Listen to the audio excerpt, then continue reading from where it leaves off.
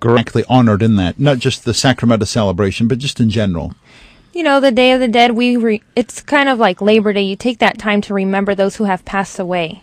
And it's on the 1st and the 2nd, like you said earlier. Senora Cobb, where are you from? Where were you born? I born in the Eastern Sierra Madres of the state of Puebla. Okay. And did you celebrate Dia de los Muertos when you were young? We celebrate 365 days in the year. How important was the Day of the Dead when you were young? It's really important because if you're born, you have to die. Every living thing in this Mother Earth born and died. So my grandma, well, actually it was a great-great-grandma, used to say that we humans or any living thing, we have the death closer than anything else. And she used to say, of course, in Spanish, that we have la muerte pegada a las pestañas the eyelashes. So that close is death for you. Yeah. So what I used to do every day in the morning was go wash my face and take whatever I was having in my eyelashes, thinking about this way. Death was not going to be that close to me. Tell us about Dia de los Muertos in Mexico when you were young. What would you do? First, we children have different way. Now, I can say comparing like Halloween, they expecting gifts. When I was a child, they used to give us toys. They used to give us the cardboard dolls, little horses of cardboard, little drums, anything, that you make noise and be happy about it. Because the first day, the primero de noviembre, November the 1st, was in honor of children. So that day was for us to celebrate our youth, our little things.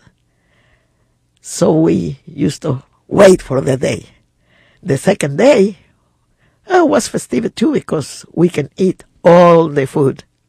Because according with what we believe, we give our ancestors, the people who love the past, the kind of food they used to like. And we put it in the cemetery, and the essence of the food bring the spirit back close to us. So very much a celebration, not something to be scared of, even as a child. No, not at all. Yeah. I'm not scared. I'm not scared of death. Yeah. No. Senora Angelberta Cobb. Nancy, where were you born? I was born here in the United States in California. Yeah.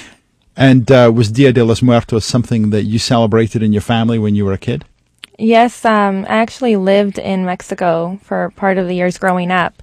And we would have a mass and then walk to the cemetery and celebrate it there. And we would have people with the skulls, and I was never afraid of it either. So you celebrated it when you were in Mexico, but not when you were here? Here I didn't celebrate it until, in home, privately, yes. Yes. But with La Raza Galeria Posada, it provides an opportunity for the whole community to come together and celebrate it. So not just in your home with the altars, but also, it's a community, making it a public event. Tell us about the private celebration of this holiday in your home when you were young. You can make, we made an altar, and my grandma passed away when I was young. So we would have her picture, and we would have the candles, and we would put her favorite thing to eat was, fiber cereal, because she was a diabetic. Very traditional. And also caldo de pollo, which is like chicken soup. And then we would have the sugar skulls, but that's how we would remember her. The skulls are an important symbol in this, aren't they? Yes, it is. Yeah. The skull, though, has an eerie look to it. Did you see? Well, at least in this culture here, it's thought of as something scary to look at. Did you see the skull as being scary when you were young? No, not at all. I'm more scared now to see the kind of costumes the kids wear for Halloween. That's more scary. Yes. Yeah. Now, when did you come to the United States?